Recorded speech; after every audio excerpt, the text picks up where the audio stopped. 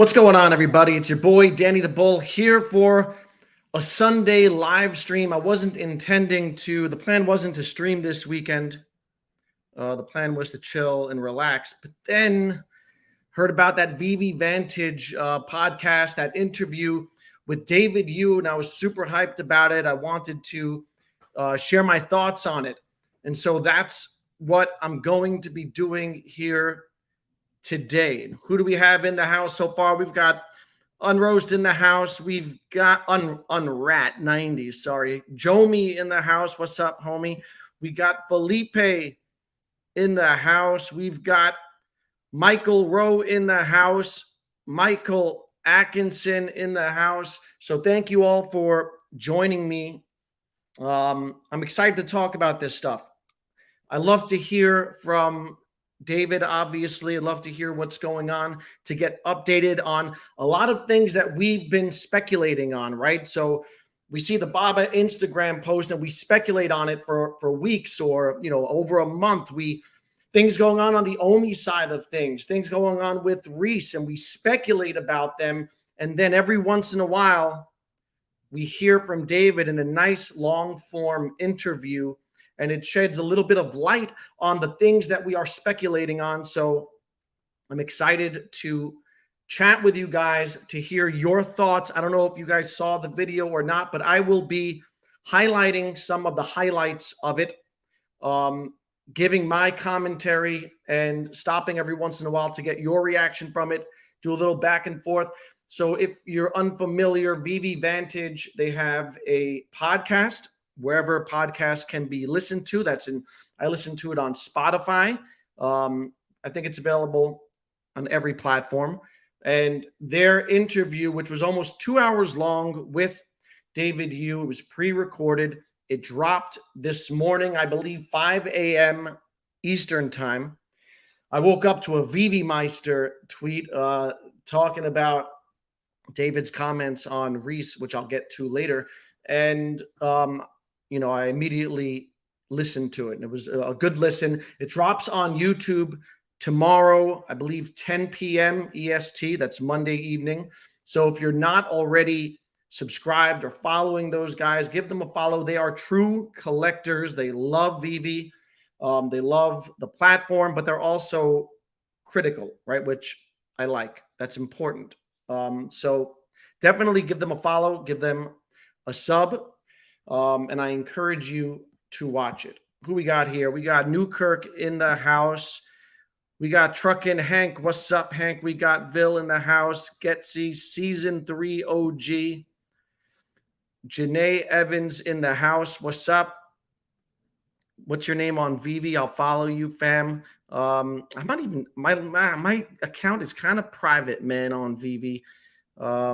And I don't have a lot of stuff at the moment. So I'll make that public once I reload, because I sold a lot of my VV stuff to load up on crypto. This weekend, I actually just bought back. I started buying back some stuff because the VV-verse is coming out, and I'm looking to flesh out my vault whenever that's available. Dan A in the house. What's up, AP? Mindset. DW, let's go, digital world. So thank you all for joining me. We got over 40 people already in the first 3 minutes. So let's get into it. A lot to talk about, including MCP, including the Rhys update, and everything. So I'll get to everything. And again, I'll stop, give my commentary, and hear your thoughts on it. So I took notes, so I'm going to be referring to my notes throughout this live stream. One of the first things that was discussed was Alibaba, right? And that's something that we've speculated on a lot. And David said that the goal is to break out into the greater Asian market, specifically China. They spent a lot of time out there while they were touring China, meeting with different companies and really trying to learn about the Chinese market and the laws over there in China, because they're quite different from the laws here in the States or in Europe or anywhere else. China is very unique in their regulatory oversight is a little, It's very stringent. And so there's a lot for them to learn related to storage, KYC, payments. And for that reason, David said they partnered with Alibaba. Okay. And that kind of lines up with what I thought, where I thought they were going with that. When I first heard about the Baba thing, I wasn't jumping to conclusions like this is going to be huge and Baba's going to, incorporate Vivi into their platform. I thought it was more about Vivi gaining a foothold in the Asian market. China has well over 1 billion people, huge population, but not only is it a huge population, they're really into digital collectibles. All right. And so there is an opportunity for Vivi to capitalize on that part of the world, because at the end of the day, it's all about expanding that user base, right? And expanding into new territories is one of those strategies. And Asia is a huge, huge market. And if you noticed, Mandarin was introduced into the app. I believe that was today in the app update. Mandarin is now a part of it. So bullish, in my opinion. My thoughts on Baba, or the first and foremost, it lined up with what I thought, right? Which is trying to get into that Asian market, which is great. However, before I jump to a conclusion that China is coming to buy everything and, we're going to onboard, millions of people in that market, it's important to understand how difficult it is to work within the Chinese system. And they have some of the strictest regulation in the world, right? The government controls everything. And they've banned Bitcoin 5 or 6 times in the last decade. They had a ban, I believe, on NFTs and digital collectibles. I was doing a little research prior to coming on the stream, and I saw that as of 6 or 7 months ago, you couldn't call NFTs. You can't call NFTs out there. They have to be referred to as digital collectibles, which Vivi already does. And you're not allowed to sell on the secondary market. That was according to an article that I read that was dated about 6 or 7 months ago. Now, I saw another article dated January 2023, which stated that China is really getting behind the digital collectibles market, but they control everything. So super bullish for me. I like the idea that now whether or not they can get a strong foothold in Asia remains to be seen. But David thinks they can, and that to me is bullish. I like the fact that they're going after that market. I am, however, not getting ahead of myself and thinking that it's going to be easy, because it's not. All right. Anyone who's navigated, or if you keep up with what happens in China in terms of regulatory oversight, you'll know that crazy things happen over there. All right. Jack Ma, who was the founder of Baba, went missing for months because he ran afoul. He made speeches that were, anti-Chinese government. And he went missing. All right. And there were legit concerns for his life. They don't play over there in terms of regulation. And so it's going to be interesting to see how Vivi navigates that. I like the fact that they partnered with it. Makes sense. People were like, well, why don't they just, AWS offers cloud service over there. Why not just go with AWS? It's because you want to be with a company that knows the ins and the outs of the political system and knows how to navigate their way through the regulatory systems that exist. So I like, I'm bullish on them going into Asia. All right. I think that it's great that they're trying to expand. Let me see some of your thoughts. Get back to the chat here. Mr. V in the house. What's up, Mr. V? Shout out to you. So Mr. V and Will Goes Meta make up the Vivi Vantage team. So again, give them a subscription a follow. And I'm not going to go through every single detail in the video because I want you to watch it yourself. And I'm going to give you my interpretation of some of the things that were expressed by David in there. I think it's important that everyone, if you care, right, that you go and watch it, give them a follow. Again, Spotify is where I listen to the podcast. You can go on YouTube tomorrow night, 10 p.m. EST, to watch it on YouTube. Jomi, the interview is really bullish for Vivi, in my opinion. Omi, I don't know. Yeah, I'm going to get into the Omi side of things a little later. Possible digitals in Asia with Alibaba, so bullish. Correct. One of the things that I think digitals will be a thing in Asia. One of the things that I read in an article was way to circumvent kind of like the regulatory landscape with digital collectibles there was to tie your collectibles to digitals. And so we're going to see how Asia plays out and develops. First and foremost, we have a tendency in this community to get ahead of ourselves and, build up hype.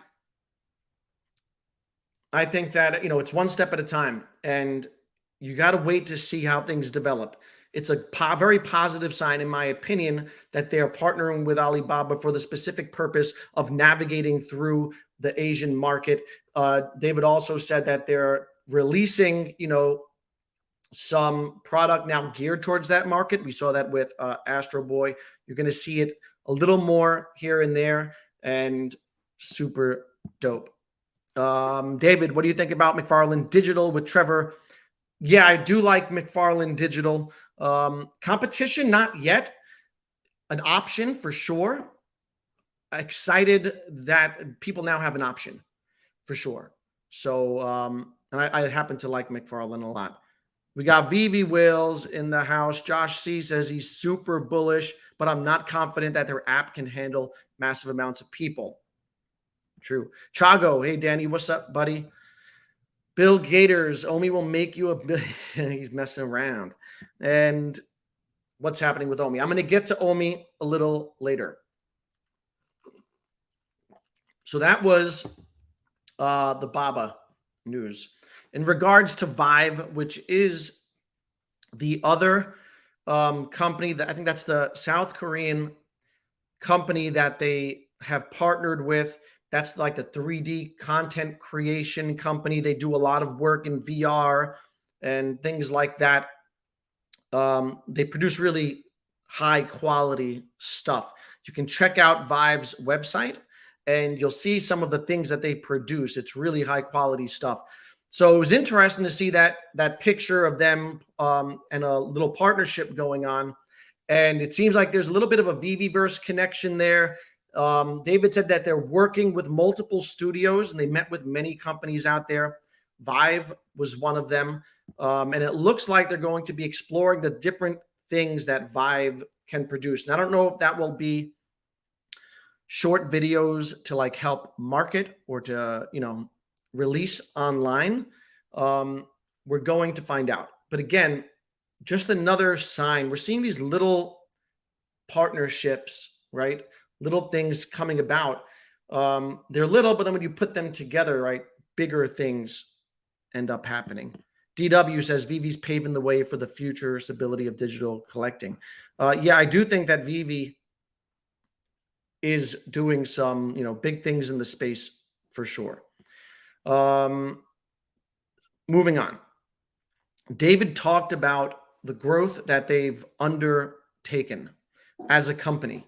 And when this whole thing started, they were so small, right? There were just a few people. Even if you listen to Rhys, we had Rhys on around the Akomiverse, and he was talking about in the early days just being like him, Dan, and Dave running around tackling all the roles and doing multiple jobs. And they've really now grown. And David talked about going from 7 to 70, right? 7 employees to 70 employees. He said now they're at about 70 to 100. But he also said that they're now going to be in the process. Their next stage of scaling is going from 70 to 300. So they're becoming a corporation, right? In real time. And you're watching this thing build out. They have different divisions now, different departments, HR, marketing. So the company is growing, and that is bullish, right? We see last week a company like Nifty's that didn't make it out of the bear market. And David referenced them. I'm going to get to some of the things that he said about other companies in the space. But we saw that Nifty's, which is, I'm not very familiar with them, but I do know that they had licenses for Warner Brothers, not Warner Brothers, Looney Tunes, Game of Thrones, and there was a third. I forget. First appearance. And they ran out of runway, financial runway, during a bear market because their money pumps into the sector and it's easy to get that financial backing and you're making money in a bull market, but money dries up in a bear market. And you need to have a certain amount of runway in order to get through it. And sometimes it lasts, a bear market could last 2 years. And that's why a lot of small coins don't make it right to the next bull run. They die out in the bear market because they don't have financial runway. And so it's bullish to see VV going from 7 to 70 in a bear market. It's bullish to hear them talking about going from 70 to 300 and scaling. They've made plenty of mistakes along the way. All right. And they've not been neglected. They've been mentioned by a lot of people. There have been fumbles, but they're surviving the bear market. They are continuing to grow their company, add people to the mix. And again, that's bullish because sometimes things happen. Like sometimes what you want to take place happens, but in a different timeline, right? And so you don't get it at the time that you wanted it or the time that they said it was coming, right? And that was their main mistake, which I said a couple videos back. I said their biggest mistake is the fact that they told everyone that these things were coming within like a year, by the end of 2021. If they had said within 5 years, we are going to build out this ecosystem, develop a true reward system, develop a VVverse, a metaverse that's, a place for the community to get together, develop utility for the token, make it power the ecosystem. And within the next 5 years, these things will happen. People, you wouldn't have pissed off. They wouldn't have pissed off so many people, but it was the fact that they said it would happen in a short period of time, which they can't go back and fix that, right? But it's bullish to see them going from 7 to 70 and now 70 to 300. They're becoming a corporation little by little right in front of our eyes, right there. It's building out. And I've said it a few times. Things change gradually until we see they've changed completely. We're seeing that gradual change. And when you look, so if you just took a snapshot of what VV looked like in early 2021 and a snapshot of what it looks like now, you can see a vast difference. Sometimes when you're looking at it day to day, minute by minute, and they were super hella slow last year in getting things out, but that cadence has picked up. So I thought that was also bullish. Let me get back to my notes in a second. Let's see what Michael says. Just seems like a lot of positive news with VV on the regular. And what's good for VV is good for OMI. Yeah, I agree with that. I'm of the mind that if OMI is properly worked into this ecosystem, and VV grows, and it grows as they project, or and as some of us suspect, then OMI is going to be good long term. You're going to have to go through like the waiting game and have a lot of patience. But that's an if-then statement, right? If that happens, then I think OMI will be good. But every investment proposition is an if-then statement, right? That's the way it works. Season 3 OG, yes, it was the Matrix. That is Nifty's other license that they had. Thank you. I got so last time I streamed with you guys the other day and I went on for 2.5 hours. and my voice was chopped up and I ran out of water. So I got a big cup this time. I'm prepared. He talked about marketing and expanding that in Q4. We've seen a bit of marketing this year. So, it's interesting. It'll be interesting to see where that goes. They next brought up Sanjay's a point that Sanjay has voiced. And Sanjay, Mr. MC1, has voiced a number of, critical, constructive criticisms recently. He's made some good points. And he comes from a good perspective because he's actually, he's invested a lot of money in he's put a lot of money into his collection. He's very bullish on the vision. And so when you see someone like that, you know that it's authentic. And so it's good and he's smart. So it's good to hear his constructive criticism. And one of the things that they brought up that Sanjay said recently was that Sanjay gets frustrated by drive-by flippers. What he calls drive-by flippers, people who don't invest into the ecosystem. They don't give to the community and the collecting community, and they just kind of take from it. They just come in, get a drop, sell it, make a quick flip, and move on their way. And that's frustrating, specifically when the MCP is not fleshed out yet. And that's a problem, right? It's nice to see all these little things getting done. We'd like to see MCP really fleshed out because a lot of people have tailored their collecting style to MCP.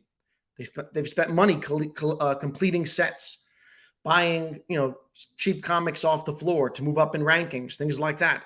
It's frustrating when time goes on and you're not getting rewarded for the behavior that you've been incentivized to adopt. And so David said that he understands the frustration. And, they try to discourage. One of the things that he said was kind of curious to me, and I don't quite agree with. He said that in the past, one of their methods to discourage flipping was to raise edition sizes, because if you suppress the prices, then it disincentivizes flippers, right? And that to me was kind of a little off the wall statement there. I don't quite get that one, because if you're increasing edition sizes, you're kind of devaluing your own product, right? And I think that the whole collectibles market is, its edition sizes are integral in creating a product that people want to collect. That's not to say that they should make them super scarce. However, you should not raise edition sizes to kill off the price on the secondary market, which is something that he kind of alluded to. So that comment, I don't really, whatever, was something I found a little odd for him to say. But there was a point brought up or raised on behalf of Maddie Boom Boom, who is it's funny saying these names, man. It's funny saying these names. Maddie is a community member, very bullish, strong supporter of Vivi. And his thing was that they need to, everyone's waiting for Master Collectors Program to roll out.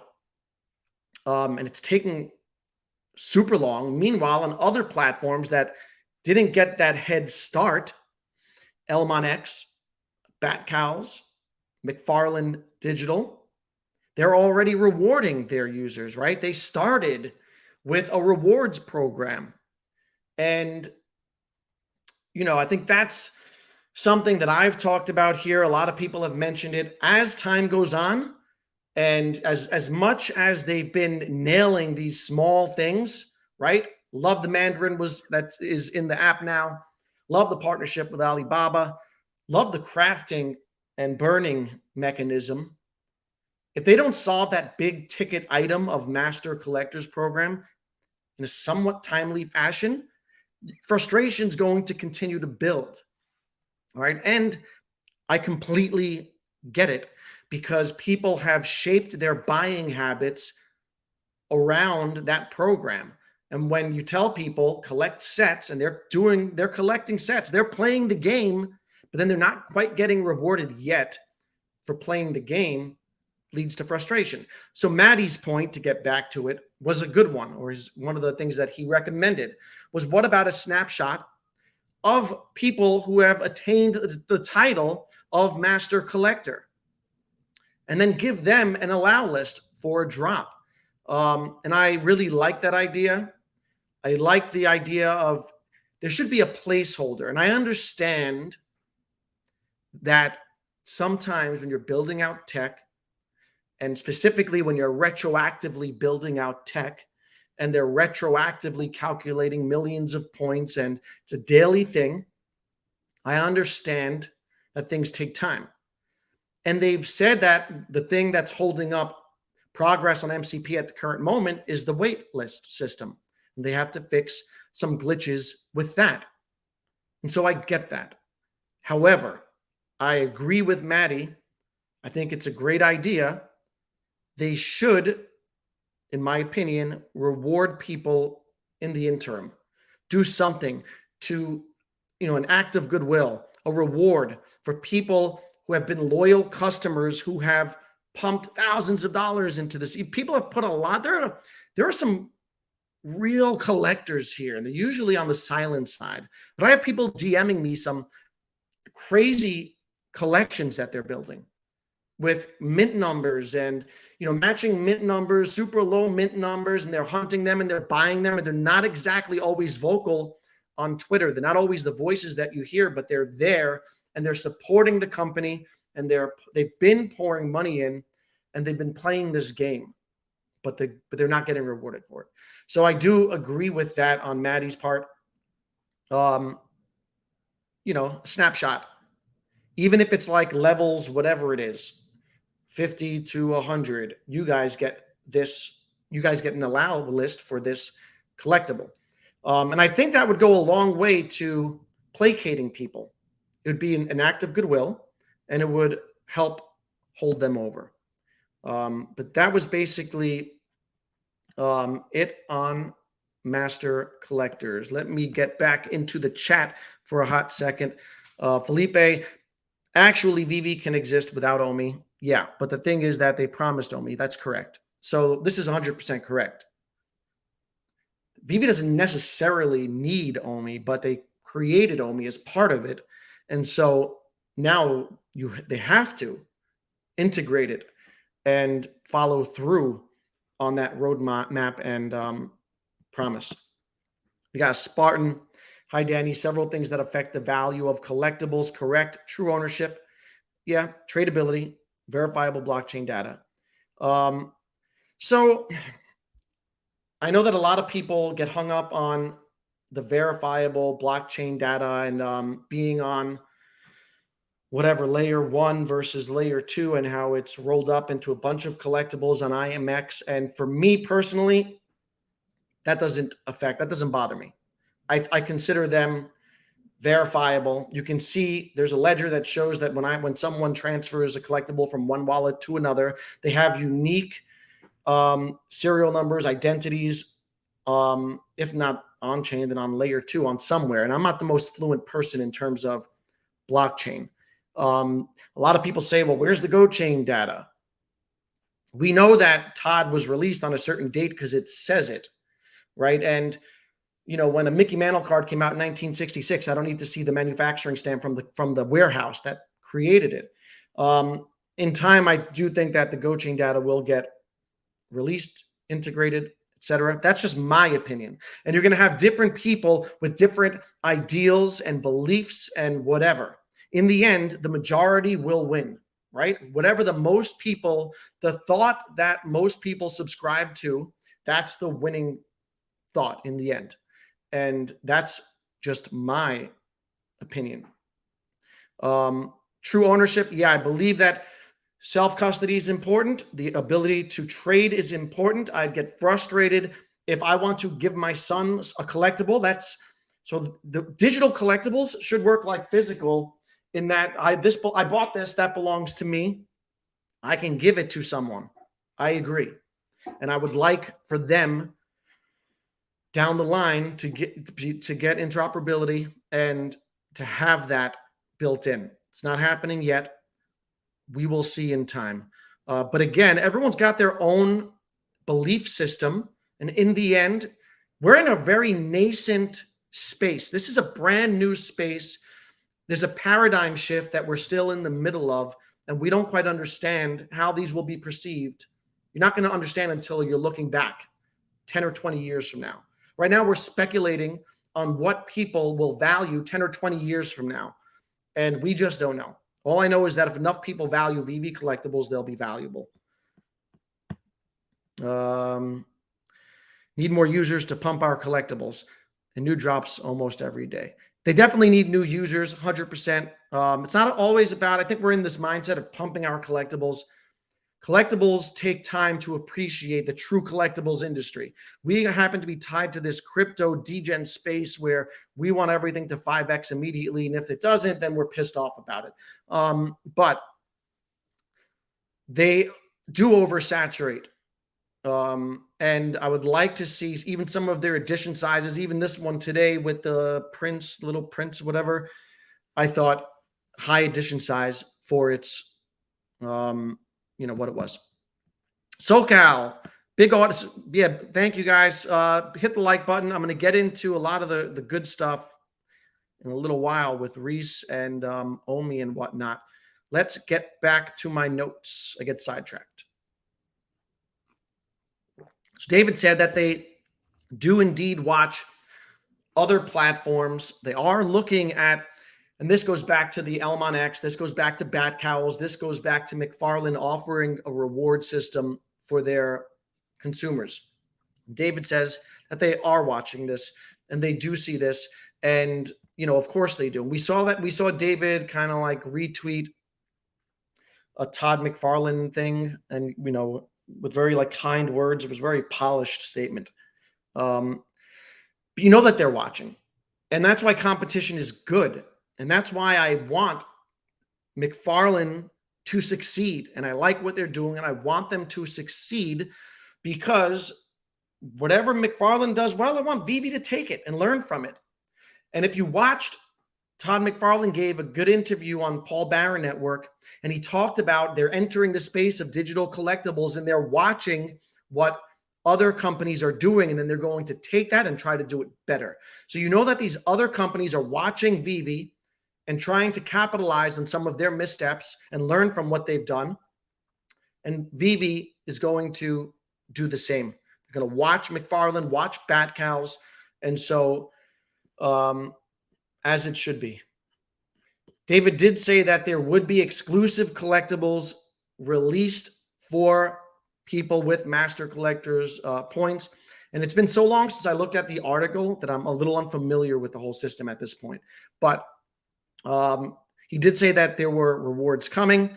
Again, they got to do something sooner than later, in my opinion, in order to truly thank people who have been and reward them for the behaviors that they've encouraged. They talked about wanting to make sure that MCP is fair and democratic and doesn't just reward the whales at the top of the leaderboard and make sure that the rich don't get richer. It's not a case of the rich just getting richer. The guys pointed out that there is an unofficial leaderboard already, and someone has created an unofficial leaderboard of VV, of collectors, and people are already looking at it and talking about it, and it promotes healthy competition. And someone just passed Dr. Profit for the #1 spot. I forget his name. Someone just passed Dr. Profit for the #1 spot. So these simple, things like a leaderboard are critical to gamifying the space, the platform, etc. So he understands this. They know all this stuff. It's a matter of execution. And the wait list is first. Master Collectors Program is next. I'm going to skip a couple things. They talked about a lot of new partnerships that they formed. And new drops that are coming that he's excited about, and how the quality will, rival that of what we saw out of Iron Man. So that stuff, it's always good to hear David talk about these things. Let's see what else. All right, I'm going to get to some of the good stuff. Let's get to Omi and Rhys. A lot of people have been talking about what's going on there. There's been a lot of speculation. And the guys brought up Omi, and they said, and this was telling, that the most asked questions, so they've, over the last week, as they prepared for the video, they've taken questions from the community. And they said that the most asked questions were about Omi. And that speaks to, the people's, I guess, frustration and insecurity in that, on that side of things, and how people say that they don't talk about Omi, and, very slow development on that side, to the point where a lot of people question whether or not they care about Omi, right? So they asked about the YouTube videos that have been taken down, and I spoke about this in my last stream. If you're unfamiliar, the Akomi YouTube page, a lot of videos disappeared, and people tied that into, them covering something up, etc. I gave my opinion on it last video.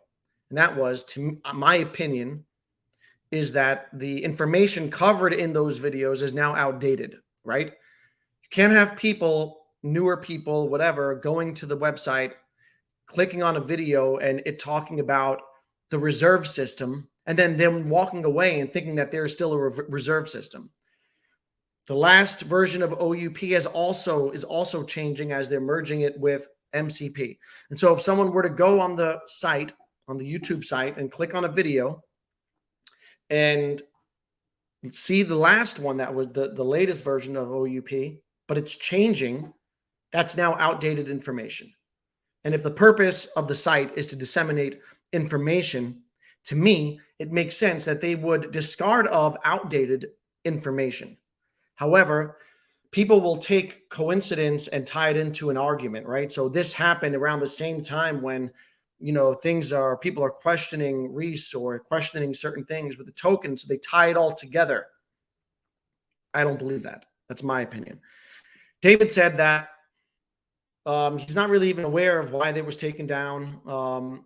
And he said that there's nothing funny going on about it, but he doesn't even, really know. Maybe it has something to do with an updated web page or something. Then they asked about Rhys. And this was interesting. To me, this was the most interesting part of the interview. And he said, "We do communicate. He's recently moved to Europe. We're letting him settle in. He needs to stay there a certain amount." I'm paraphrasing.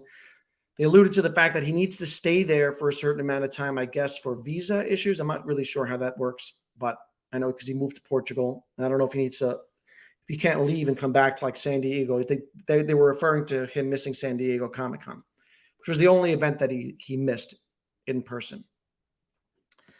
He went on to say that they do have a team building OUP, that Akomi is not an individual person, and that they are not relying on any one key person, right? Rhys was a communications manager. Then it got interesting. All right, got a little interesting. That's where the speculation kicks in. He said, "No one is irreplaceable. Not even me. They're taking a more corporate approach. Contracts expire. They'll make a decision." He said they went from when you go from a 1 of 7 company, which means that Rhys was 1 of 7 in the company, to now 1 of 70, that you might now no longer fit in. And they need to find the best people.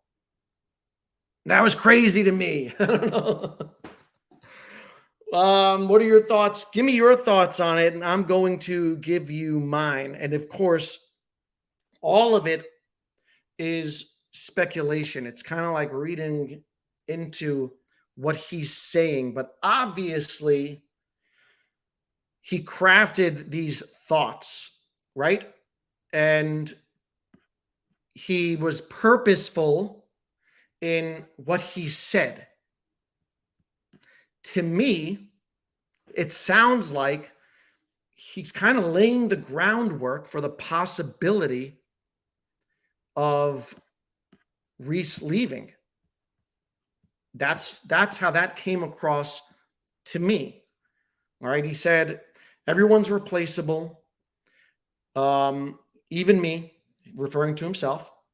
Again, when you go from a 1 of 7, so someone who might have been a good fit when they were very small now may no longer be a good fit. And we're a corporation. So I'm going to give you some more of my thoughts on that in a second. Let me get some of yours. Wes says he still doesn't know what Rhys does. Well, Rhys helped come up with the last tokenomics system, and he's been behind some of the communication stuff. There's not much to communicate when the updates aren't ready. Never, no Dodgers hat, man. Agreed. Mind blown. Thinks Rhys is dunzo. It's super interesting. So why to me does it sound like Rhys is why to me does it sound like he was kind of laying the groundwork for possibly Rhys leaving? Well, Alex had a life change, right? Alex got married, disappeared went on a two-month hiatus, missed New York Comic-Con, I believe, or missed some event last year. And if it was asked of Alex back then, well, where's Alex? We didn't see him. I don't think that the answer would have been, well, Alex is expendable. He got married and whatever, but he's expendable. It's basically what he's saying. So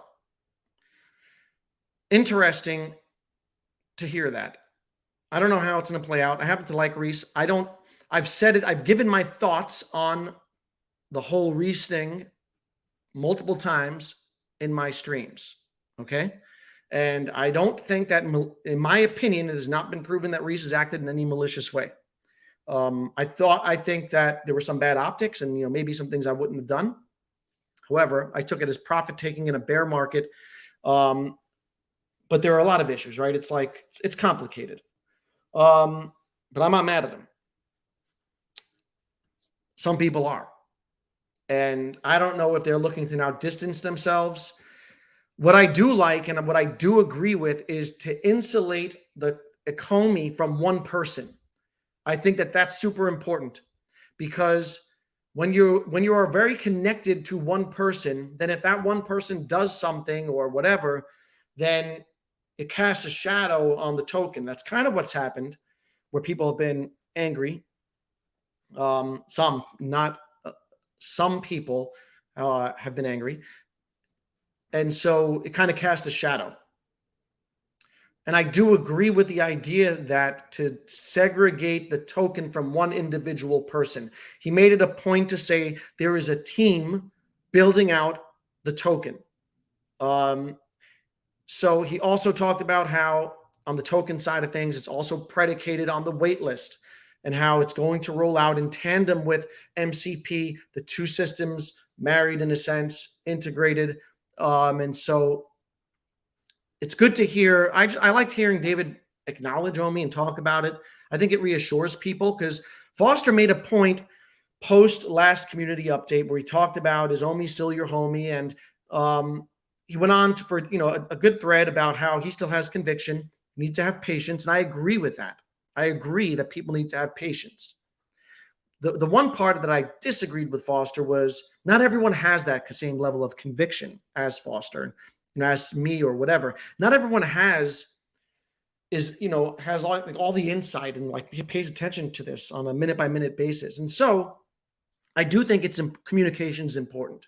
I do think it's important to loop people in, even if it's just a thread of technical things that are happening in the background. And so it was good to hear him talk about Omi. I thought it sounded like He's kind of laying to me, it seemed like he's almost laying groundwork for the possibility of Rhys leaving. Now, maybe that's not the case, and maybe it was, trying to just insulate the token from one person, and maybe Rhys just gets like they shift things around, which I think is a good thing, like I said, because to have one person tied to the token, and then if that person does something or whatever. What are your thoughts? I'm really interested in hearing what you guys think. Let me get back to the chat a little, and then I'm going to jump back to my notes and analysis. All right, we saw this one here. Regardless, Rhys is or was a great part of the company's founding. Correct. I wish him well. Correct. Regardless of what happens, like I said, I like Rhys. I like him. I appreciate him. I think he's smart. He was a part of this team, is a part of this team. And I wish everyone well. So regardless of what happens, things happen. That's another thing that people don't understand. This is now a corporation, and things happen in companies. There are shakeups. People come and go. Relationships change, and that's natural. That's a natural part of business. Go look at PayPal ousted Elon Musk. All right. Steve Jobs was fired from Apple. If that was a small project, and like if let's say Apple, let's contextualize that and say Apple had the VV community scrutinizing at that time. Everyone would be fudding the hell out of Apple, saying they just fired Steve Jobs, whatever. These things happen. They're a corporation. They're growing into a bigger corporation, going from going from 7 to 70, and now scaling out to the hundreds. And so you're going to have people come and go. They're going to be familiar faces that come and go. You may have Dan and Dave one day leave. That's a part of business. They may sell the company. Maybe Dan says, I've had enough. That happens also. Founders get into fights. That happens. Stress eats at someone, and they decide, I don't want to do this anymore. I'm going to sell my share of the company. All of these things are normal parts of a business. And so it's interesting to watch it. Hello from Hamburg, Germany. What's up? I'm happy that I was debating whether to do 4 o'clock or 6 o'clock today. I chose 4 o'clock for the European people because I know that it's late in Europe. What's up, Walrus? How you doing, buddy? Wes, if it is odd if the person in charge of OUP is selling their OMI. So I don't think it's necessarily odd. It's crypto, first of all, he bought his tokens. I think he was given some, he bought some, whatever the case may be. They're his. Lockup period ends. There's a lockup period for the founders, right? And every time, if you remember go back a year and a half, there were dates when the lockup period expired on OMI, and the community would watch. And I think the token would like sell off beforehand because people anticipated the founders selling. Those things happen. People take profits. It's actually a smart practice, especially in crypto, that is prone to a 95% drop. It's the most crazily volatile asset class. And if most of your net worth is tied up in the token, take your profits. The part that gets complicated is people lining up dates and him being, having knowledge, and then people tying things together and saying, well, he sold before this date and this date and this date. I don't know if any of that is true. People can look at data in multiple ways, right? Depending on your perspective. I don't know. I'm not saying that it's worth a conversation, right? I do think that there needs to be transparency. And I've said that I believe that there should be protocols in place for buying and selling when you're a team member. They exist in the stock market. I know this is not the stock. This is unregulated. It's the Wild West. But we see what it could lead to. And so just for optics alone, I believe that there should be some sort of protocol, but it is what it is. You don't think that MCP is intentionally delayed because David Yu loves all projects and knows that the only way to help the new space? No, absolutely not. No, I think that David Yu says that he loves all projects, which is the right thing to say. And I do think that I'll get into that now. So David, one of the things that he said in the interview was that he was sad to see Nifties go. And I do think that he felt sad. I don't think he felt threatened by them.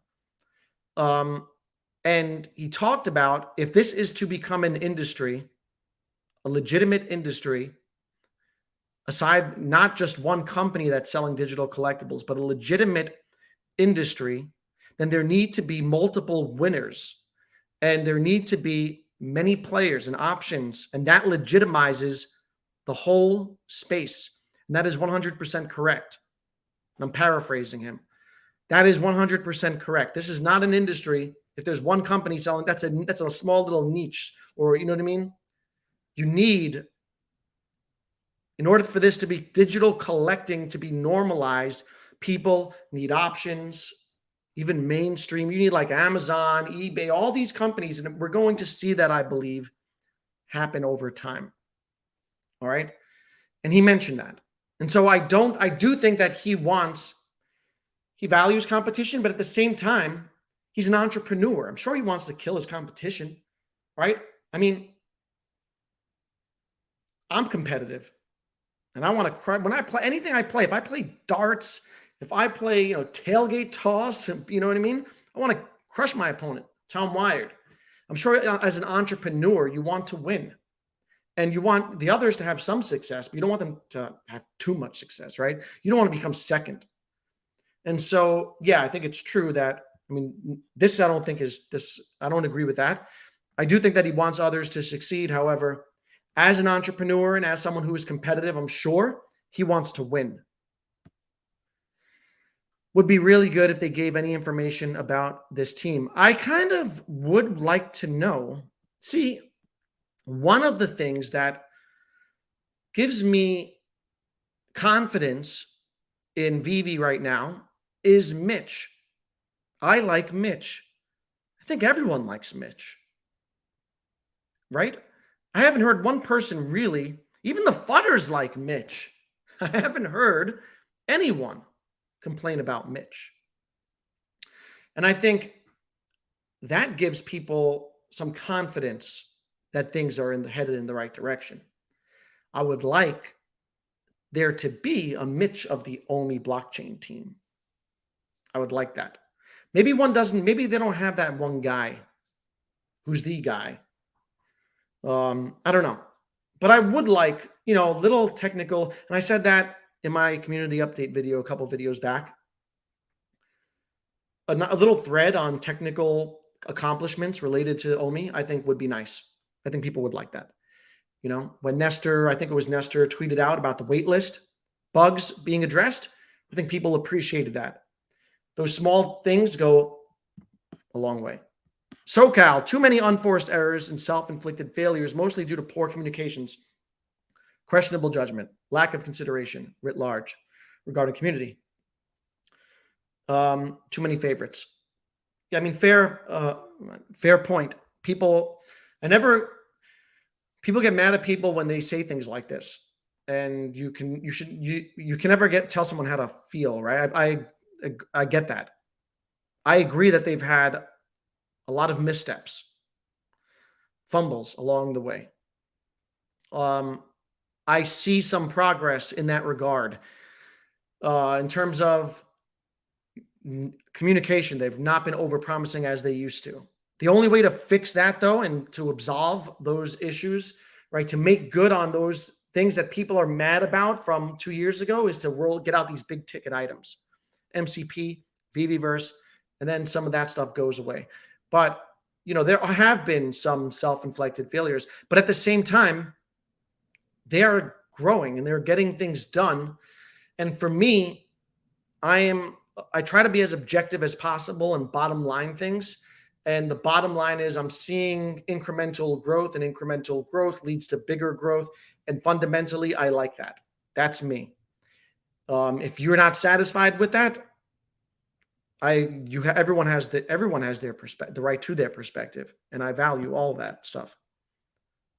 Yeah, I mean, Portugal, if I had a lot of crypto money, I'd move to Portugal too, right? They have, I don't know what their tax, they incentivize people with large crypto holdings to move there.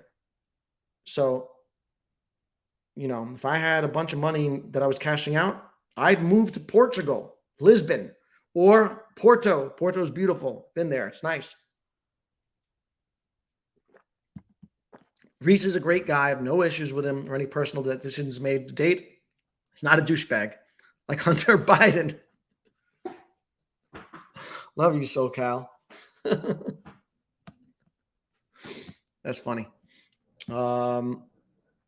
John, so torn between us having confirmation bias or this all being real life, which is why it's important to listen to different perspectives.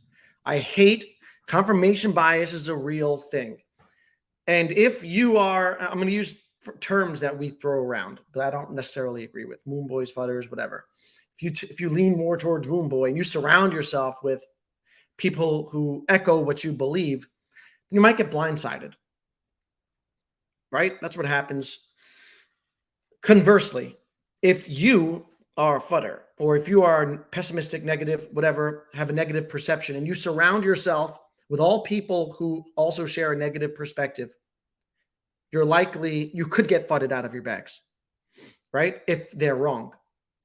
And that's why I value all opinions. And that's one of the things on my channel that I aspire to, is to give a balanced perspective, because time will tell, right? And I don't believe in absolutes. People talk in absolutes. People talk like Omi's going to 30 cents by the end of the year. It's absolutely going to happen. Or Omi's going to zero, right? It's going to happen. It's a rug. People talk in absolutes, and the future is not yet written. All we can do is speculate, and it's all an if-then statement, right? If they are able to accomplish what they set out to and grow their user base, then, things will happen. But time will tell. Point being, diversify your group and listen to different people. Not a good look. Yeah, some people, they think that it's not a good look. And maybe that's why David's distancing, or seems to be. And again, I don't want to, so go and listen to, or listen to the podcast, watch the YouTube video, draw your own conclusion. That was my take and my speculation, right? Just reading into things. We don't know. The team are pretty much amateurs, experience-wide in this space. To some degree, yeah, I think especially early on the tech side, as we've seen, they didn't have the right people in place. I will say the vision has been tremendous, right? They've accomplished amazing things. The vision is great. We're all here for it, right? Everyone's here for it. Tech side, they didn't have the right people in place. However, goes back to Mitch. Now that they're growing, and part of it is also they got caught up by the bull run, right? I don't know that they expected to grow this fast. They got swept away in a current and taken on this ride where their user base grew exponentially in a short amount of time. They made the mistake of hyping up that user base, and then the market crashed. People got dejected. People saw that they were not delivering on what they said they were, and it led to many getting a bad taste in their mouth and leaving. Part of their strategy now, in terms of growing user base, is get back old users. That needs to be a strategy. There are plenty for them to get back into this. There's so many people on the fringe watching, staying around. You see them. They're not really buying. They've stopped collecting, but they're here. Accomplish what you set out to do originally, and I believe many of those people will return. Just my thoughts. My biggest complaint is still the fact that they strung us along.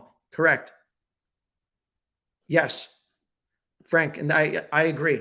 And that's why I said this is a problem they cannot fix. until they deliver on all those things.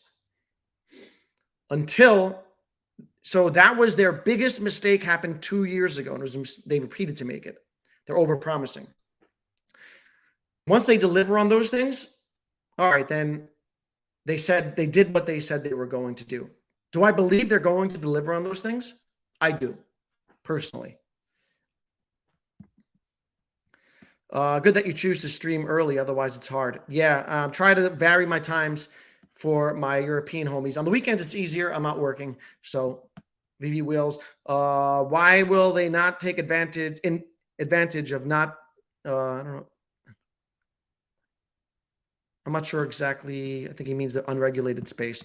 Jojo, as long as Dan and David don't dump their Omi, I'm good. And they haven't yet, right? They haven't touched their Omi. So there's that. Blitz, too many missteps. Favoritism is awful. A lot of people feel like there is favoritism. Well said, Danny. Thank you. Appreciate you. Portugal residency, 21 days in a year. What interview are you referring to? So we're talking about here the David Yu interview on with VV Vantage. It's dropped on podcasts and it's dropping on YouTube tomorrow. I'm going to get back into some of my notes now. And I'll get back to the chat a little later. Feel free to light it up in there and I will return to you. What else did I see? All right, he referred to them constantly watching the regulatory scene. Again, this was talking about Omi, and I talked about this in my last video. They are uber conservative when it comes, in my opinion. They've been uber conservative in terms of Omi because in a way it threatens the other side of their business. All right. And if you were there last time, I'm going to repeat myself a little.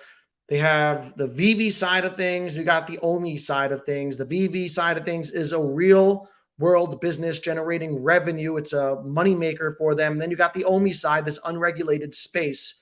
And if Omi gets singled out, then that could threaten what they're making money on. I think their plan has been to sit back and wait until some of the dust settles, wait until they have utility.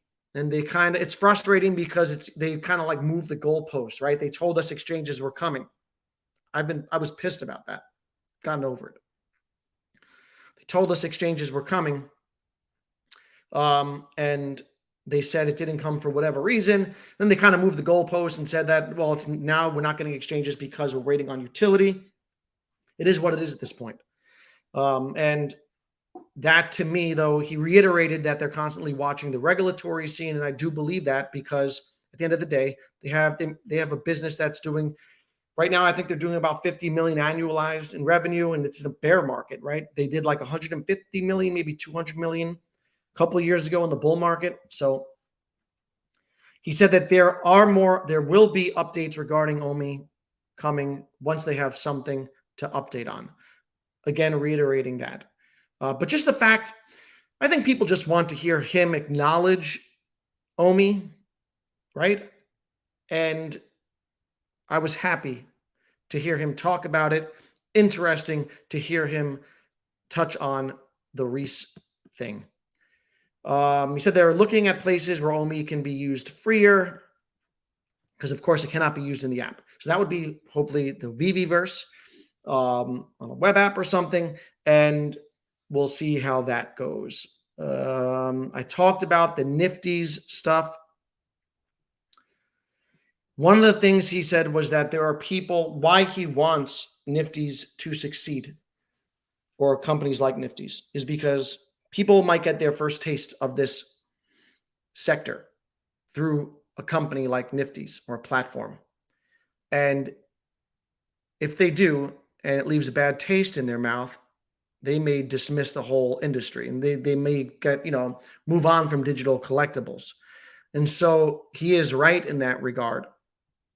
And we do need multiple platforms to succeed in order, I believe, for VV to maximize their place. It also gives VV context. When you have multiple platforms like McFarlane, etc., sure, they illustrate what Vivi could do better, but they also illustrate how far Vivi has come, right? When you see that the ease of onboarding people is highlighted when you go into other places and have to go through more steps, you start to appreciate the ease of using the App Store, right? And that was kind of one of their, and I know it cuts into their profits, but they were able to just gain so many users just through that cutting out all those steps and moving, like hiding all the NFT stuff behind the veil. It's kind of what the space aspires to down the line, right? He talked about wanting to help projects like this, possibly porting their stuff into the Viviverse one day. And then he talked about the Viviverse. I'm going to pause before I get into that and get back to the chat. Dong says, if everything is all delivered as promised, do you think collectibles will reach all-time highs? So I think that the last all-time highs that we got was a unique set of circumstances, like a perfect storm of stuff. You had a closed, no cash out, so everyone's money was trapped in there.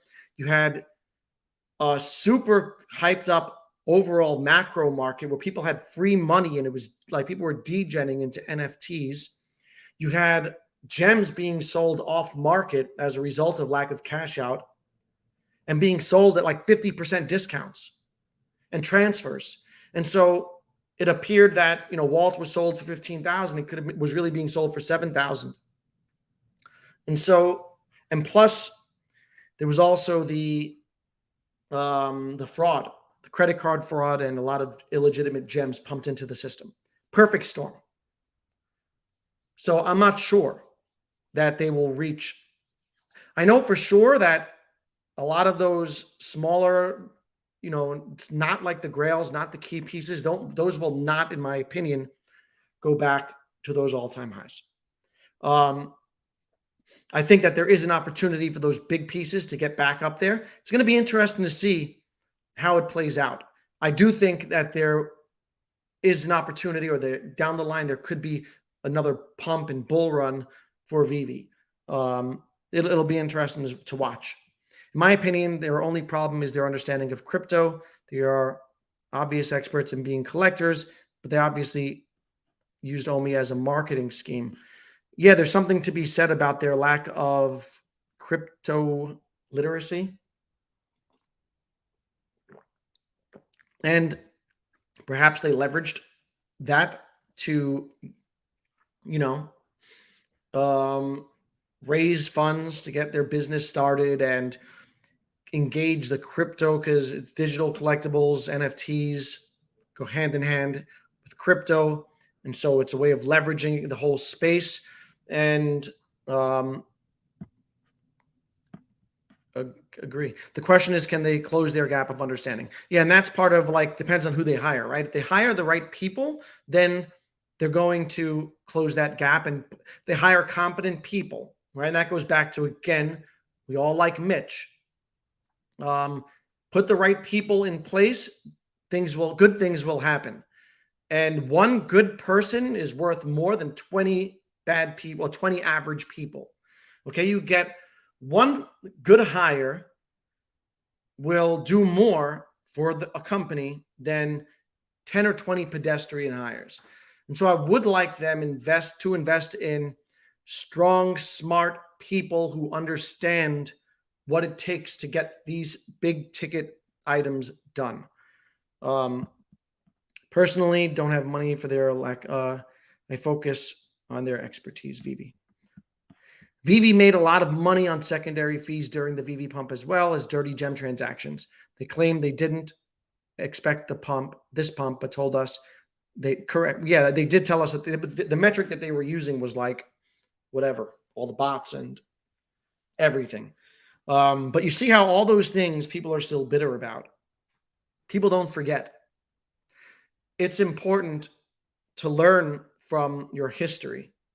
Transparency is important. In the interview, David also talked about how important community is to the overall growth of the company. He is correct.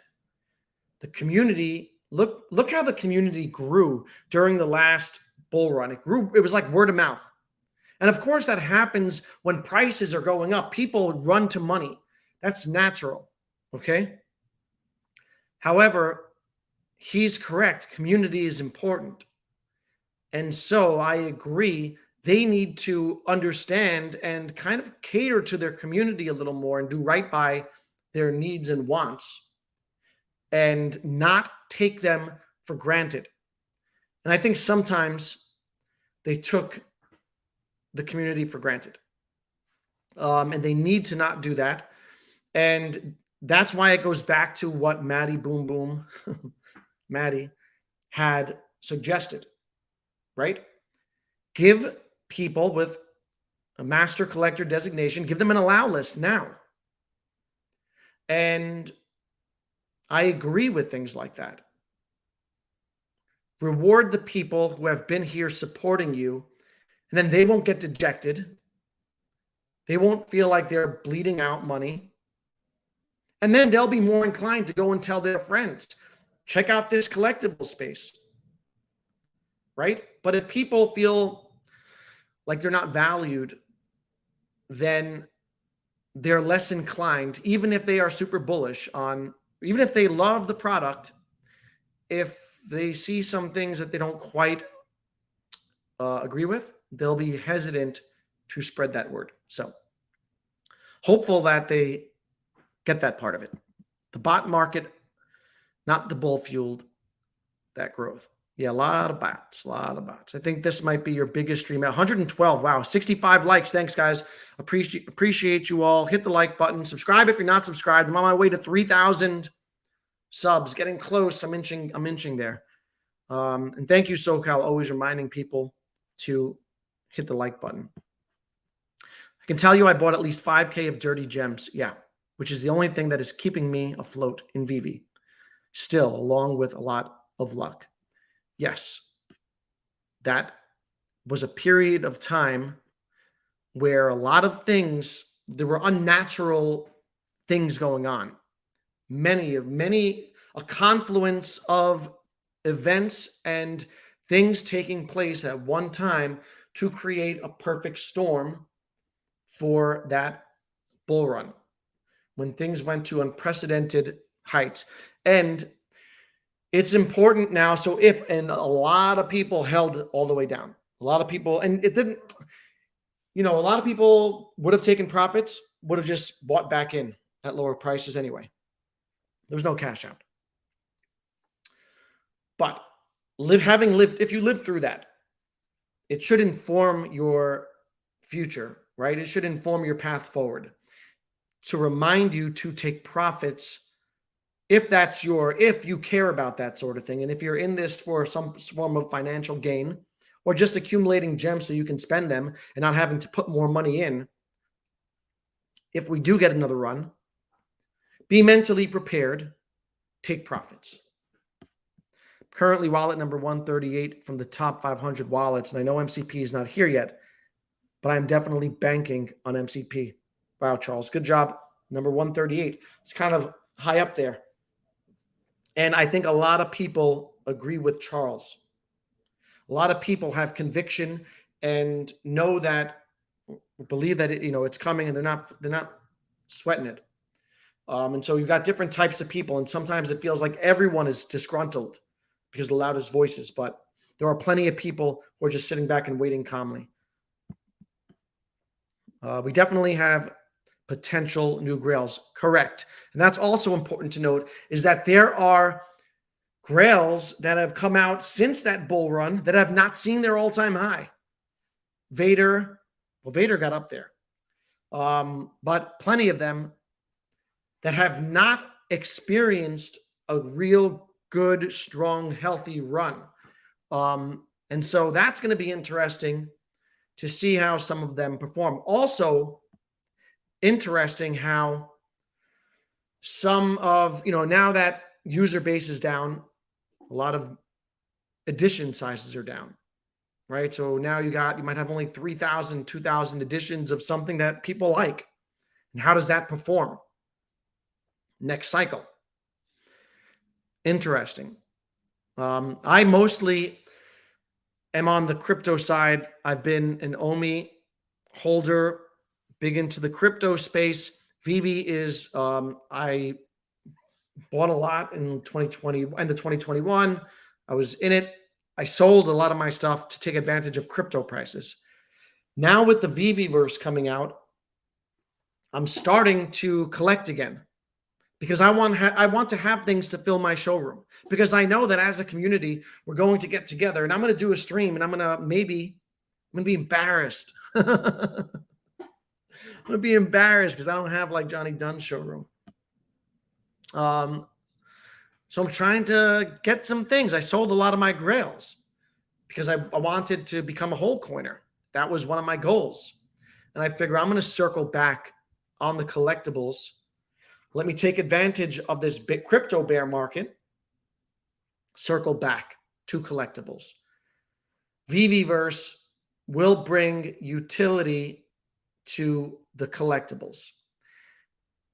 It gets old, the in-app showroom gets old.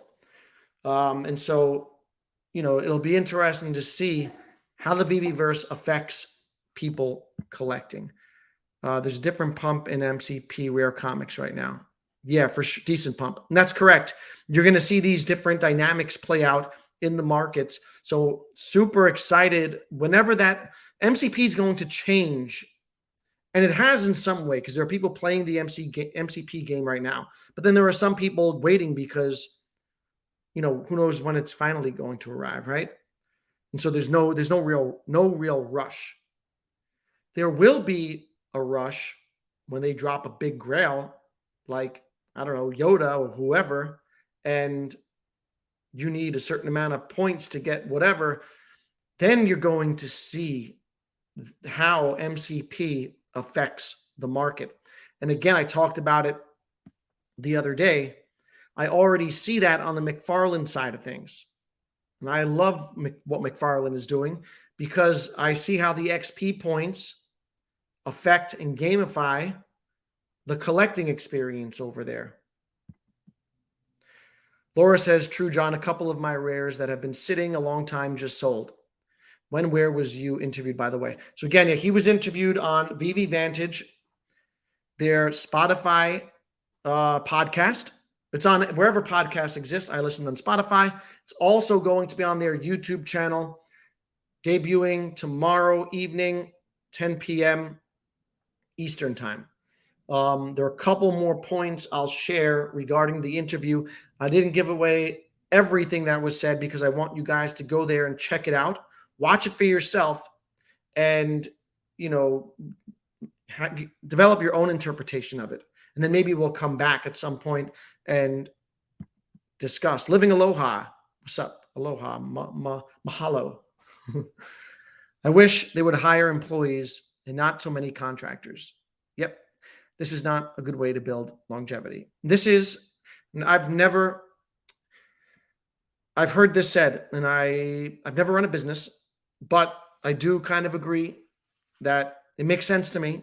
When you hire long-term employees, they are more invested.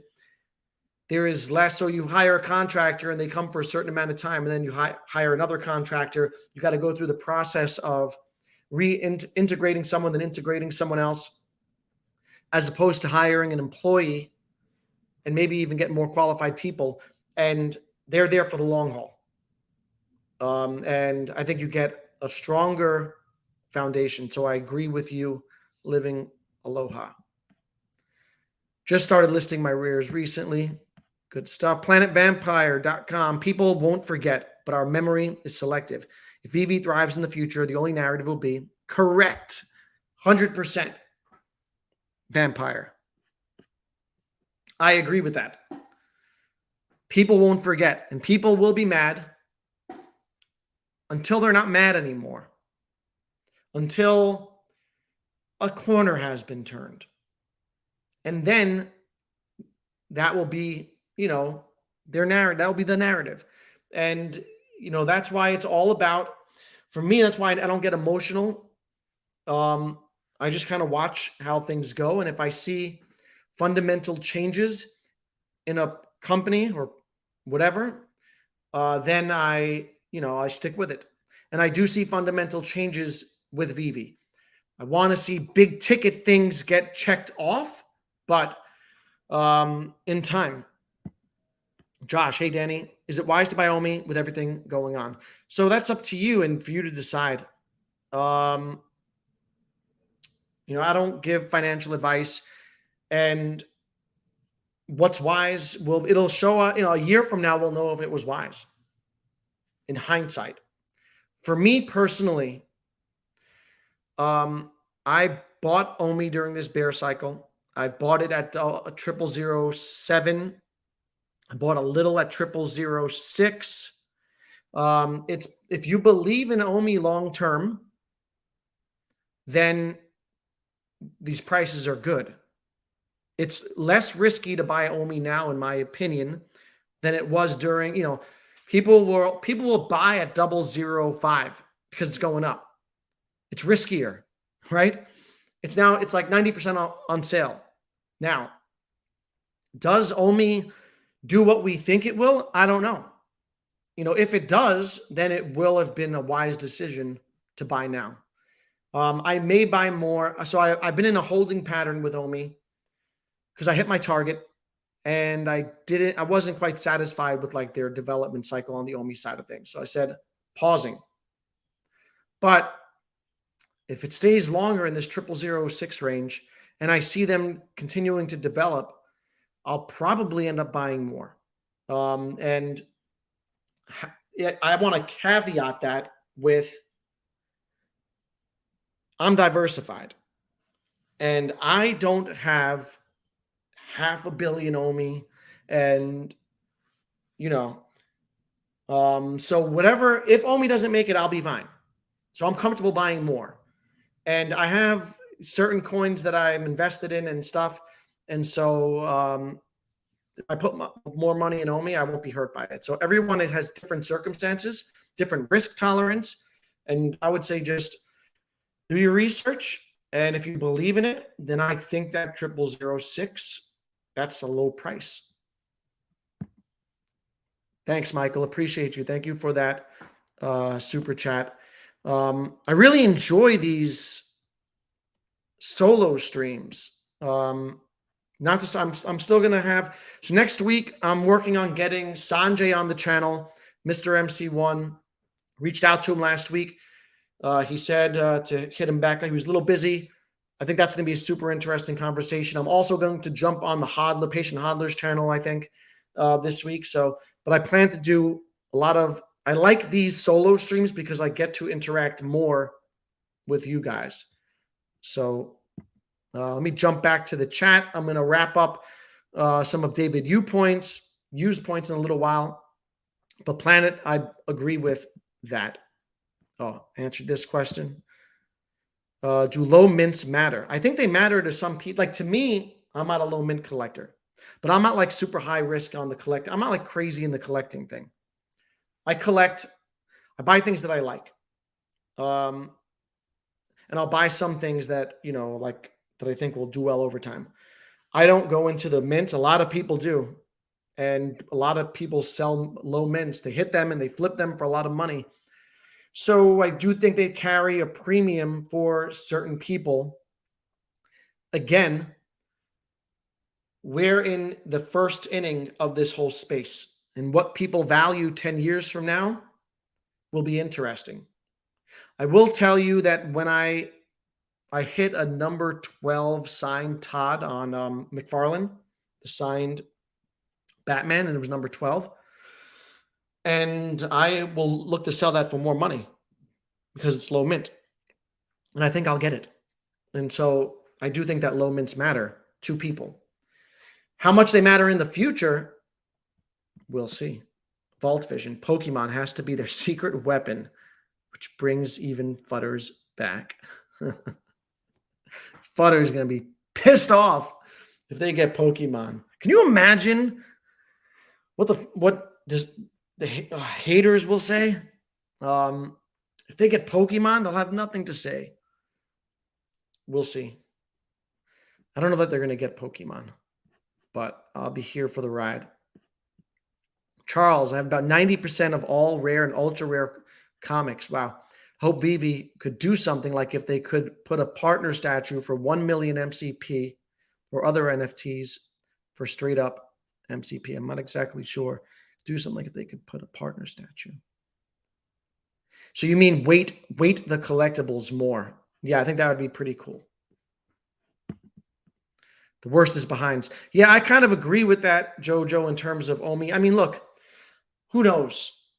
Typically, Bitcoin double bottoms in a bear market, right? Historically, Bitcoin double bottoms. It goes on a run, fakes people out, and then plummets again, which would bring us back to lower 20s or even sub 20. I don't think it's going to go sub 20.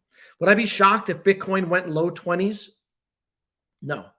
You're seeing it battle that $29,000 support resistance area right now. People are watching that to see where it goes. If Bitcoin went low 20s, could Omi dip 0005, 0004? It's possible. And so there was a time when I didn't think Omi would get back to triples. I didn't think Omi would go to 000 and triple zeros, right? During this bear market. I just didn't. I thought that was like too big of a psychological barrier, and I was wrong. And so I've been wrong enough in my life to know that I could be wrong in the future. I think that's important, and it needs to be an important part of your thought process and your strategy. And that's why it's important to hedge and not think in terms of absolutes. You could be wrong either way. Such is life, right? No one knows. But I do think I'm comfortable buying any crypto. I've been DCAing in crypto. I'm very comfortable buying at these levels, and I don't regret it. And my strategy is to DCA. And then over time, if it drops a little more, and if that's part of my long-term plan, I'll buy a little more. And that takes away the stress and anxiety. I didn't sell last bull run. I hit 60K and was planning to sell if my Who stuff hit 100K. Amount losses still sitting on value. I'm expecting my stuff to hit 300K next bull run. May sell some duplicates. Yeah. And on that side of things, I will say, I will give a little bit of unsolicited advice. What I've learned strategy-wise is to DCA in, DCA out. And it's hard to sell when things pump. And so for me, it's important to make a plan. And as things pump, layer out a little at a time. Because this way, if it doesn't get to where you were expecting, you took some profits over here. And if it stops here, right, you're screwed if you were waiting for here. If you take some profits along the way, like if you think it's hitting this level, for me, I make sense to start selling at a certain point, and then little by little. And then if it blows past there, you can always adjust. That's my strategy. And I haven't developed my price points for Omi yet, but I will as we get closer to the halving and I determine where they are with their plan. Do you feel like it could be years before we see exchanges? I hope not, man. I don't think so. I feel like it's already been years, dude. I can't do more years. I think so. If we're operating on the premise that they are truly waiting for utility to come out to get exchanges, and my belief is then that the waitlist problem will be solved over the next few months. Then MCP OUP starts to roll out. Even if we get some OMI utility in the first half of next year, which is 2024, and then there's the bull run starts, I would think we'll get an exchange after that. That would be, that's my guess. I don't think it's going to take years, but I didn't think it would take this long, right? So Goes back to that whole thing, like prepare yourself for everything. Vivi vibes in the house. What's up, buddy? What's your take when people say Omi needs Vivi, but Vivi doesn't need Omi? I think it's kind of true, especially right now. Right now, Vivi could survive without Omi, and they could just replace it with Fiat. However, they've introduced Omi, and now they have to like develop it and give it use case.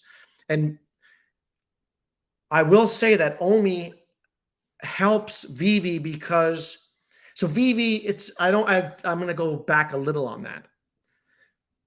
A lot of people come to Vivi collecting through the crypto side of things because they understand the crypto people understand this digital space. It's low-hanging fruit. When you talk about onboarding new people into Vivi, the crypto community is low-hanging fruit to pick from. They understand it. There's no barrier for them in terms of digital collectibles. When you're going to normies, there's like a big barrier. Crypto people understand it. And so Omi they've already seen benefits of Omi in that regard, because I, for one, got introduced to Vivi through Omi, and I would never. And a lot of people, Vivi Viral put out a poll where he asked, how many of you came to Vivi through Omi? And a large portion of them did. And so I think they benefit greatly from the Omi side of things. And I think that they stand to gain traction and leverage the crypto space by successfully integrating Omi. And they have an opportunity to make Omi matter a lot, right? If they are able to plug it into the ecosystem. And then you're going to have people who are more crypto, and then they're going to come back, like people like me. I'm still watching Vivi because of my Omi bag. And so I do think that it benefits them. It should prove to be a good relationship. What's up, Jordan Rhys? Appreciate you, brother. It's Chico Rocco time. Crazy Dan in the house, man. What's up, Crazy Dan? I don't care about Pokemon. Yeah, I'm too old for Pokemon. I care for Pokemon for the craze that it will bring. And so I miss I don't get Pokemon. But I know that I'm middle-aged. People are shocked to hear that. I'm a little older. And so I don't quite, I don't get Pokemon, but it's the biggest brand in the world. And the headlines would be ridiculous. I think be ridiculous. And if you think that like their Web3 people won't, like we see people like Von Doom and Web3 people noticing Vivi now, imagine Pokemon dropping. It'd be crazy. Now, if you had asked me 2 years ago, a year and a half ago, I would say it's a shoo-in that there's no way they don't have Pokemon, especially with that Alfred Kahn connection. If you ask me now, I would be surprised if they end up getting it. It's such a highly sought after brand, and they can do whatever they want with it. Pokemon, meaning they can do whatever they want. So the ball's in their court. They get to choose. But Vivi will do their hardest to get it. They'll leave no stone unturned to try to acquire it.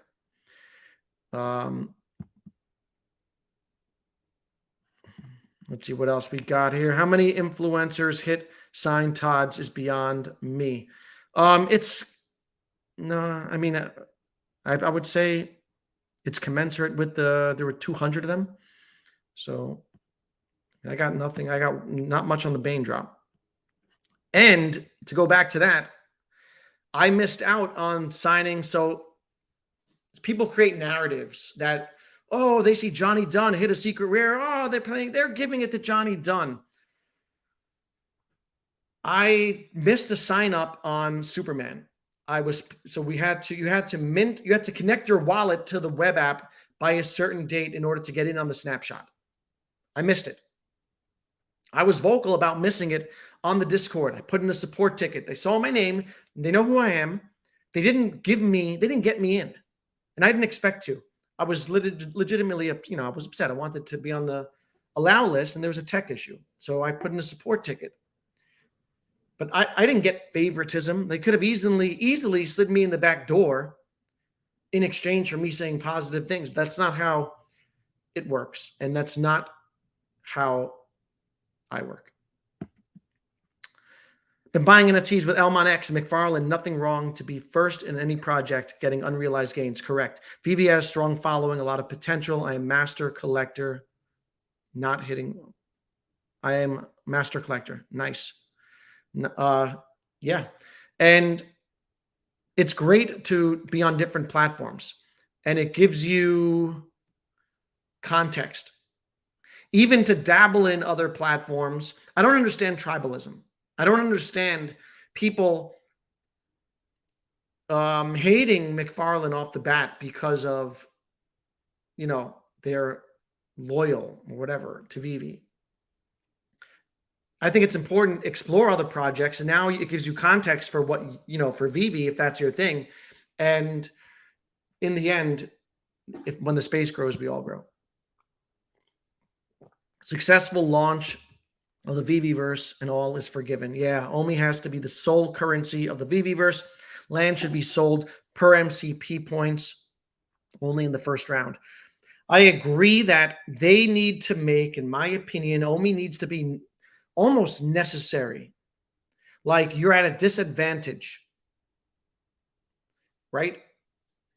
If you don't use OMI. Otherwise, there are plenty of people collecting on Vivi who don't. I think 80% of people collecting in Vivi don't hold or buy OMI actively. We need to convert them. They need to convert them and bridge them over. And in order to do that, you need to kind of almost make it necessary to buy OMI. And so in my opinion, it kind of should be the in-game, the currency of the Vivi-verse. I don't think they're going to make it the currency or the sole currency. I think they will always accept dollars because Vivi is all about making things simple to adopt. For like they're looking at like mainstream appeal and mainstream adoption. And I think that OMI complicates that for some. So I don't know how far they're going to go with OMI, but we shall see. Vivi, well, we got 2 signed Todds. Dope, man. Congratulations. So only OMI speculations. I don't understand. McFarlane Toys Digital is rewarding collectors. So as a collector, that's where I will be. Voting. Yeah, and that's fair, right? A lot of people are frustrated. They vote with their wallets, and there's nothing wrong with that. And then, but what I think is going to happen is once Vivi makes right on things, people will come back. But for sure, people should, instead of always, talking or whatever, it's important to take action and vote with your wallet. David said even he is replaceable, so I'm guessing that it is in his plan to leave eventually. Interesting. I don't know. I'm sure eventually they'll sell. I don't know. It's not unheard of for them. In small businesses often scale to a certain point, then oftentimes they sell. It's going to be interesting. Was close to 500 comics on Vivi, but now I have lost interest in a platform that has misled its users and customers. Yeah, that's fair. Crazy Dan, as for McFarlane, got 1 black signed, 1 blue signed, and 2 black on the drop. That's dope. Not important or an influencer, just lucky. And that's the thing. People get lucky. And it's all about, you hit or not. Peace out, Jomi. I'll just summarize the last of, we still have 96 people here strong. So thank you all, first of all, for sticking around. We've been on for an hour and 40 minutes. To jump back to the David interview. He did say in terms of the Vivi-verse that it needs to have a purpose when it's rolled out. They don't want it to be a ghost town. If they roll it out and there's no purpose for people and people go there and no one is there, then it defeats the whole purpose and it's counterproductive, right? And so I agree with that. I've said before, I don't mind a slow rollout on the VV-verse. I think it's important that they get it right. And so it's nice that they have this beta. It's out in beta. They're going to collect feedback. They're going to see if it's any pieces of it are broken, if it doesn't work, and then they're going to make adjustments, and that'll lead to a wider rollout. And so he said long term, they look at places like Instagram and TikTok and these social media platforms as kind of like a framework or an influence on what can of the potential that exists in the VV-verse. And this is something that has been talked about in the past, and that is people give creators tools to build, right? And to create in there, and then they will, that's how things spread. When people are creating and things go a little more viral, and give creators opportunities to monetize in there. And that also would be super bullish for people who are creators. And once you engage creators and then they help, then people will go and look at what they're creating, right? So that was his talk on the VV-verse.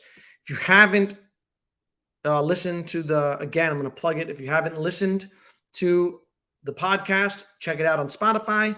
Tomorrow it drops on YouTube. Highly recommend it. Shout out to those guys, VV Vantage. Jomi, peace out. Michael Futters, I thought you left. So, yeah, I mean, I think that there are people who are upset, but they're still watching. And I think that's speaks to how the product resonates and how VV resonates with people. They haven't completely left. They may be upset and they're voting with their wallet. And I think that's perfectly, absolutely fine. Everyone it's your money. Do with it what you will. Spend it wisely. If you enjoy buying collectibles on VV, then you should, and that brings you enjoyment, do it. More power to you. If it frustrates you and you're upset, you're going to spend your money elsewhere. Ultimately, VV would be wise to heed these things and make moves accordingly in order to retain and regain retain who they have and pull back those people. There is a lot of potential to reestablish relationships with people who were here, got upset, took a step back. And so we'll see if they're able to capitalize. VV Crypt. People tried telling you Omi was junk. Yeah, and you're going to have people giving you different opinions, and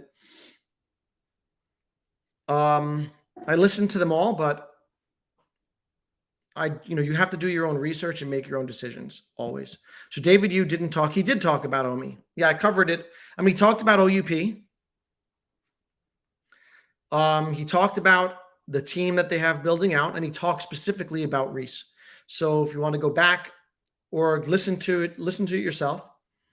He didn't talk about Omi for like a great length of time, but I didn't expect him to.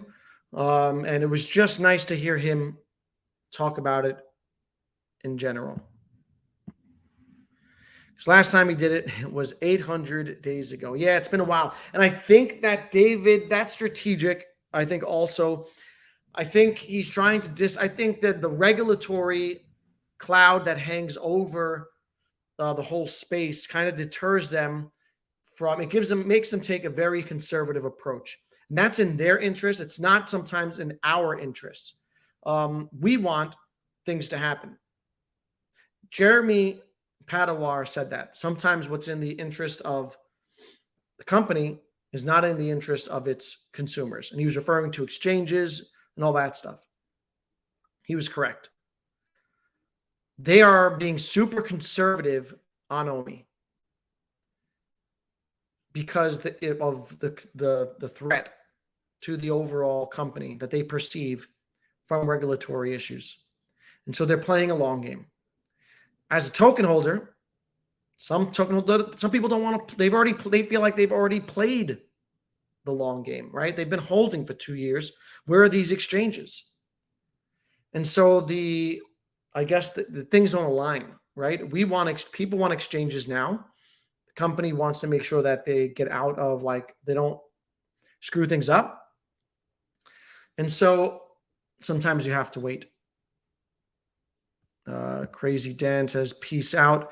I also am going to take this opportunity to thank you all for coming and joining me today. It was a good chat. As always, I hope you all have a great weekend. Check out VV Vantage. Subscribe to them, follow them, and watch the video. Let me know what you guys think. Hopefully you got some value from hearing my thoughts on it. I will catch you guys in the next one, possibly tomorrow. Maybe I'll stream again tomorrow. I have some other things that I wanted to discuss, and my wife is away, so I've got some time on my hands. I will catch you guys in the next one. Peace out.